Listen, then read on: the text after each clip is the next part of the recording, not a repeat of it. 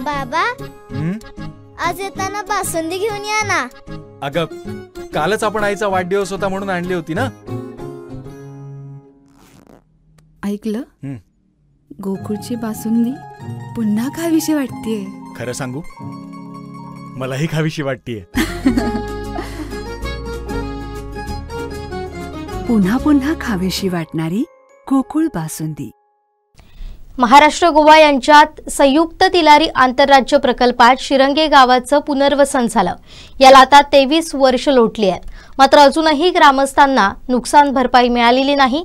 या विरोधात आता शिरंगे पुनर्वसन ग्रामस्थ अंकुश गवस, विश्वनाथ घाडी, बाळकृष्ण गवस यांनी 26 जानेवारीला उपोषणाचा इशारा दिलाय. त्याच्यामध्ये त्यांनी 3 प्रस्ताव केले, म्हणजे 880, 1080, 85, 86. याच्यामध्ये लोकांचे घरांचे, झाडांचे आणि ह्याचं पेमेंट त्यांनी 86 ते 91 या दरम्यान केलं आहे 3ही प्रस्ताव. आणि प्रत्येकजण असं विचारे की बाबा पहिल्या प्रस्तावात माझी झाडा मिळणार नाही, माझ्या घराचं पेमेंट मिळणार नाही.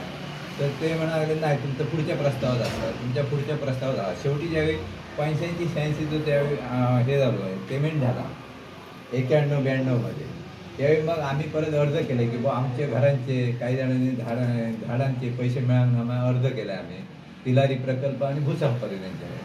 बरोबर नाही? तर नाही, ते त्यांनी अर्ज आमच्यावर काय दाद देऊ नये त्यांच्यानी. म्हणून परत 1997मध्ये तत्कालीन सरपंच गोपाळ शिवाघाडी यांच्या नावावर अर्ज केला आम्ही आयुक्त. मग आई सुनावणी लावली आणि त्या सुनावणीमध्ये पुनर्वसनवाले आपले भूसंपादन आणि हे तिलारी आणि आमका बोलायला त्यांनी ते सर्व नंतर. आणि त्यांनी सांगितलं की बुवा ह्यांचं काय म्हणणं आहे ना, त्यांच्याप्रमाणे तुम्ही फेरसंयुक्त मोजणी लावा म्हणून त्यांनी आदेश दिले. त्याप्रमाणे त्यांनी 98मध्ये फेरसंयुक्त मोजणी म्हणजे भूसंपादन, वन विभाग, कृषी विभाग, भूमी अभिलेख आणि तिलारी प्रकल्प असे 5 ते 6 डिपार्टमेंटचे अधिकारी कर्मचाऱ्यांनी ते सगळे 8 ते 10 दिवस त्याचे सर्वे केले.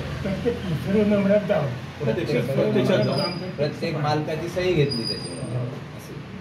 तर त्याच्यामध्ये की नाही नंतर त्यांनी आम्ही परत तो प्रस्ताव पाठवून पुढे सादर केलाच की नाही, तर त्यांनी पुरवणी पण त्याची हे केली, संयुक्त मोजणीची पुरवणी पण त्यांनी तयार केलं की संयुक्त मोजणी पत्र पुरवणी म्हणून तयार केले.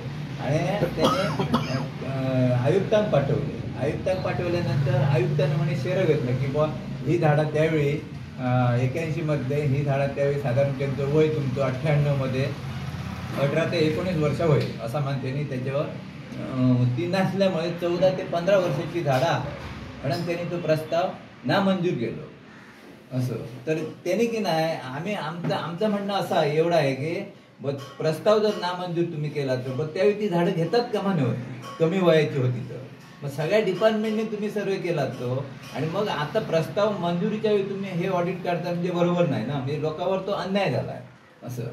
त्यानंतर हा प्रश्न तिलारी धरणग्रस्त समितीकडे होता.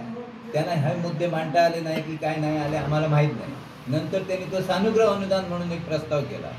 मला तुम्ही सांगा, लोकांची घरं राहिलीत, झाडं राहिलीत, मग सानुग्रहणाचा प्रश्न येतोच कुठं? त्यांचा हक्क आहे ते त्यांना मिळायला पाहिजे ना. आणि पूर्वीच्या कर भरलेल्या पावत्या पण आहेत जुन्या, पूर्वीच्या अगोदरच्या जुन्या पावत्या आहेत, प्रत्यक्षात भरलेल्या पावत्या आहेत कर ग्रामपंचायतीच्या, आम्ही आता पण दाखवू शकतो.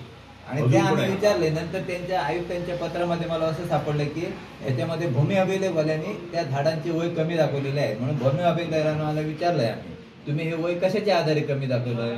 कारण 80मध्ये असं वातावरण होतं की कोण झाडांना पाणी घालत नव्हतं, खत घालत नव्हतं. त्यावेळेचं जे वातावरण होतं त्या वातावरणात ती झाडं वाढत होती. आजच्या स्थितीत कसं पाणी घालतात, खत घालतात आणि त्याची साफसफाई करतात, तर असं त्यावेळी काय होत नव्हतं. मग वय मर्यादा तुम्ही कशाच्या आधारावर ठरवली आणि लोकांचं नुकसान तुम्ही करताय असं त्यांना अर्ज दिलाय मी.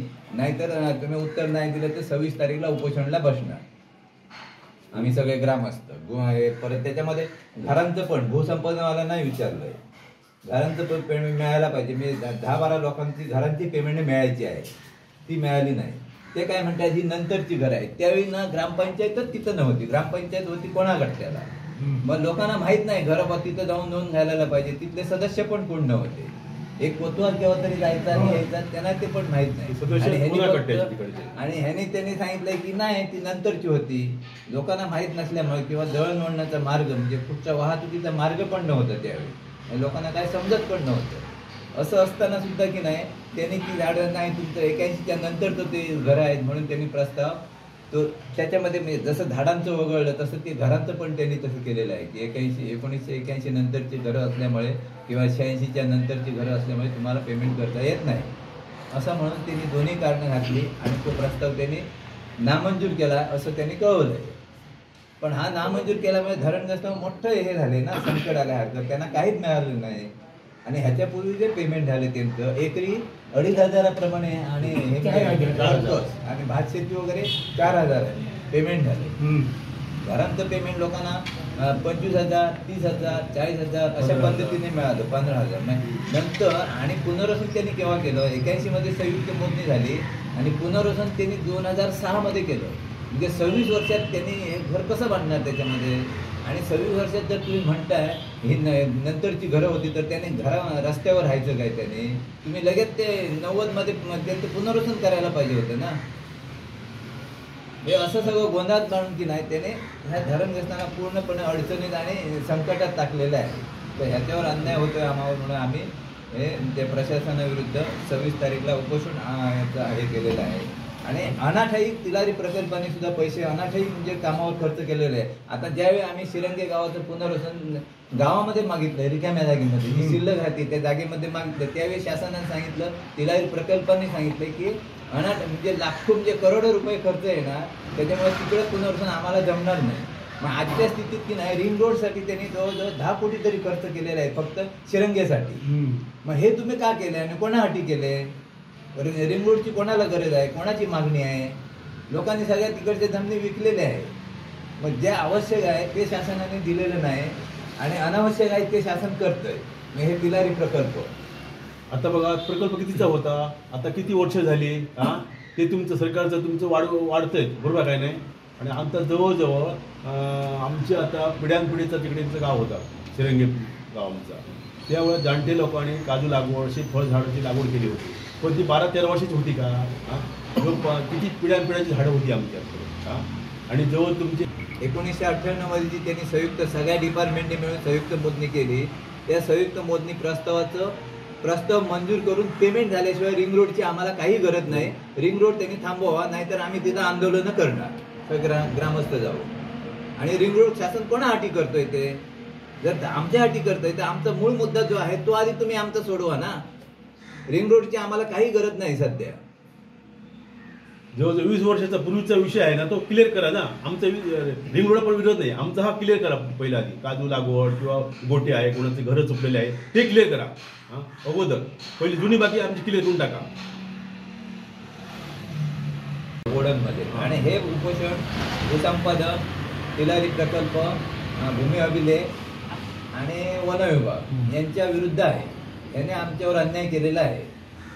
हे सगळे अधिकारी त्याला जबाबदार आहे. लक्ष्मण बाबला गाडी तोच विषय काय मिळालं नाही. ते काय मिळालं ना तो विचार 10 ते 15 घर आहे संपूर्ण झाडावरची आणि गोटे भेटे आणि काही झाडावर गोटे आणि गोटे संयुक्त मोजणी केव्हा झाली? राजाबाई तुकाराम गवळ इथं संयुक्त मोजणी घर मोजणी केलेली आहे, पण त्याचं पेमेंटच त्यांनी दिलेलं नाही. तिथं मग हेच मूल्यांकनच केलेलं नाही. मग अशा जर चुका तुमच्या आहेत तर अनेक चुका घडलेल्याच आहेत ना. आणि त्याचे ग्रामपंचायत जो कर भरलेले पावती पण आहे आमच्याकडे पूर्वीच्या.